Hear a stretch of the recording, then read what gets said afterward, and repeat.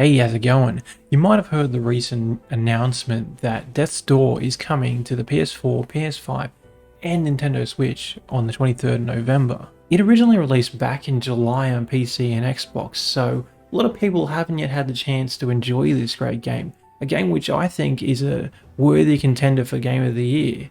So let's step through Death's Door and take a look at what makes it such a great game.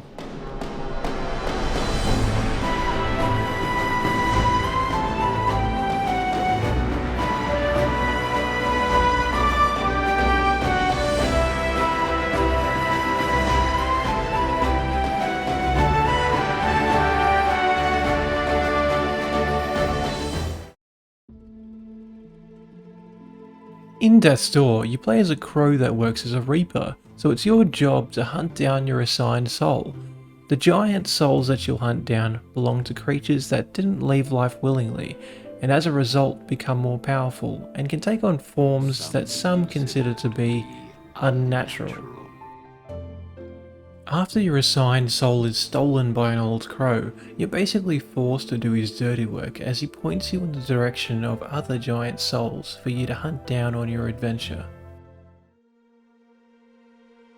The Hall of Doors acts as a kind of hub world. As you discover new doors, you can then easily travel between them. While here, you can talk to some of the other crows or upgrade your abilities by talking to Darwin the Vault Keeper. The gameplay has a lot of similarities to games like Hyper Light Drifter and the Legend of Zelda series. For combat you have a sword or other melee weapon, and you have your magic abilities that you unlock throughout the game, like a bow and arrow and bombs, which are both useful in combat and puzzle solving. Of course, using magic abilities costs magic, but this is easily replenished by attacking enemies or destructible objects in the environment, much like how ammo is replenished in Hyper Light Drifter. Although you don't have a dash ability, so you'll instead have to time your rolls to dodge enemy attacks.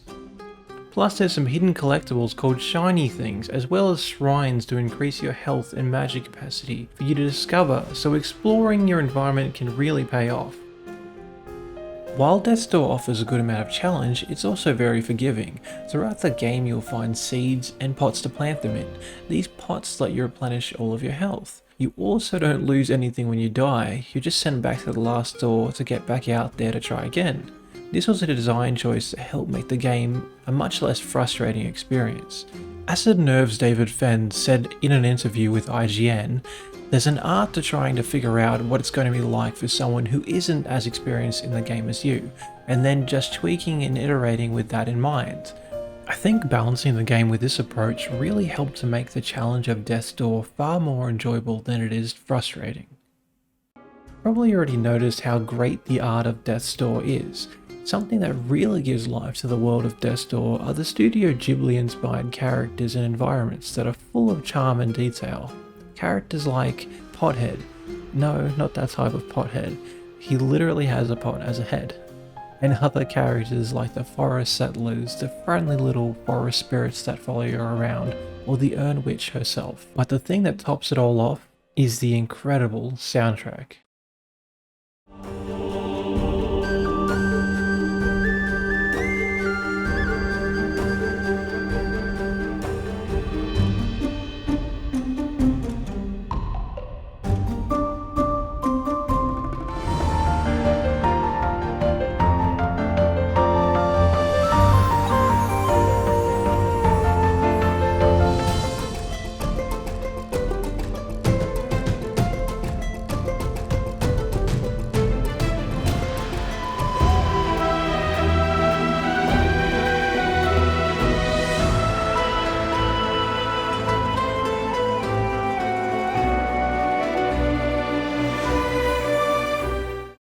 Alright, hopefully that gives you an idea why I consider Death's Door to be Game of the Year. I was looking at some of the Steam reviews though, and at 94% it's obviously a great score, but I was curious as to why people gave it a negative rating.